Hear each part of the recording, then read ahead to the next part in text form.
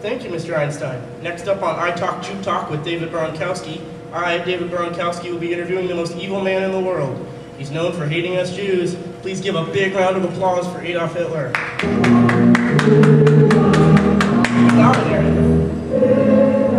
Let's just move it.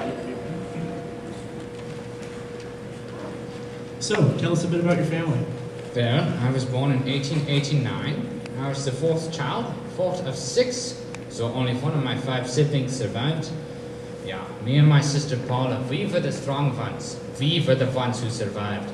The rest were weak and deserved to die. Oh, and what about your mother and father? My mother and father didn't marry out of love. I know that now.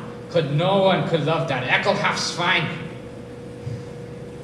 My mother was a very beautiful woman who I loved very deeply, but pitied even more.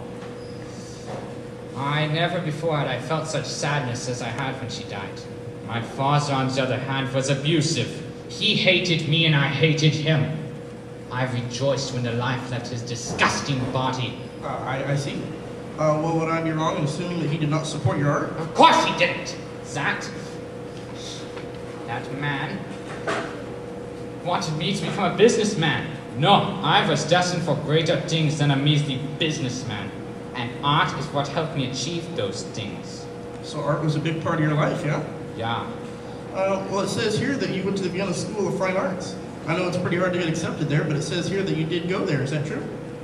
Well, I went to the school. I had to. That's where I took my entry exams. Yeah, I get that. But did you actually attend the school?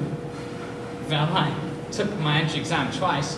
The first I obviously failed. And the second? I also failed. Rejected twice, huh? Do you know why? They said my art was mediocre. My art made Picasso look like a baby finger painting. My art was perfect, but those stuck-up professors couldn't handle my clearly flawless art. I had nowhere to live and became homeless. I even had to live in one of those dirty homeless shelters. Okay, let me get this straight. You were rejected from art school twice and you were homeless? Yeah, I was rejected twice and I was homeless. So obviously there's something that pulled you out of this downward spiral. What was it? War. It's the First World War, to be exact. I joined the German army in 1914 at the age of 25. I fought till the end of the war, and because I fought, I was awarded this Medal of Bravery. Pretty neat, yeah. Yeah, we're just going to move on. It says here that you went to prison in 1923 for high treason. Tell me, Hitler, what did you do to get charged with high treason? It was nothing really, David. I was part of the Nationalist Party at the time, and we were doing one of our beer hall stormings. And I may have declared that we start a revolution and that we change how Germany works. And maybe 20 people died. But really, David, it was nothing. Okay. So what did you do while you were in prison? Well, David, as you can imagine, there isn't much to do in prison. However, I did take time to write the first volume of my book, Mein Kampf, which is available now to all German bookstores. Anyways, Mein Kampf told of my life. I think you call it an autobiography, huh? Yeah.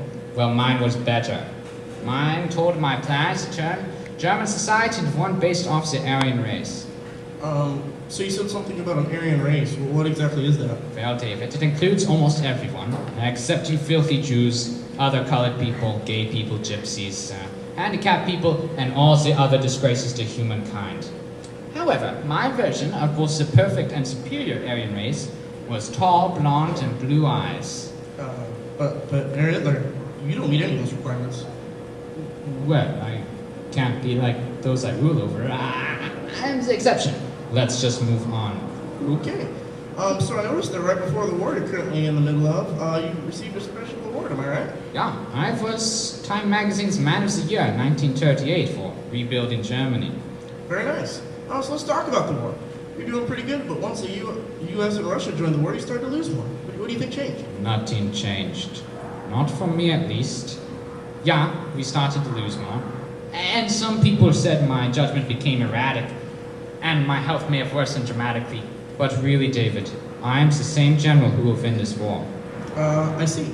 What do you consider to be your greatest achievement during the war? That's an easy one, David. My greatest achievement was, of course, conquering France and watching those stupid French diplomats sign that surrender. Didn't you just lose all that when you were defeated there last year by the Allies? So did you hear about your officers? What about some? Well, they just started to say some things. What things? Oh, just that you're going to lose the war and inevitably destroy Germany. How dare say? Who said these things? Give me names of you and every other Jew thrown into a furnace. I'm sorry. I didn't know that was such a touchy subject for you. But on a lighter note, I hear you got married yesterday. Congratulations. Yeah. Seriously? Really? Dear viewers, I have just received word that Italian leader Benito Mussolini has been assassinated. I repeat, Benito Mussolini is dead. I repeat, Benito Mussolini has kicked the bucket. Benito Mussolini has bit the big one. Benito Mussolini is pushing up. Yeah. David, it seems I'm struggling with this. Would you be so kind as to open it?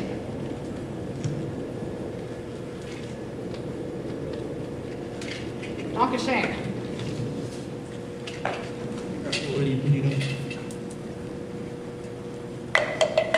Well, I guess that concludes our interview with Nazi dictator Adolf Hitler. Next up on I Talk, You Talk with David Bronkowski, I will be interviewing Hitler's wife, Eva Braun. You gotta be kidding me. Well, we had a scheduled interview with Hitler's wife, Eva Braun, but it appears that she is also dead, so that's our show, everyone. Have a good night!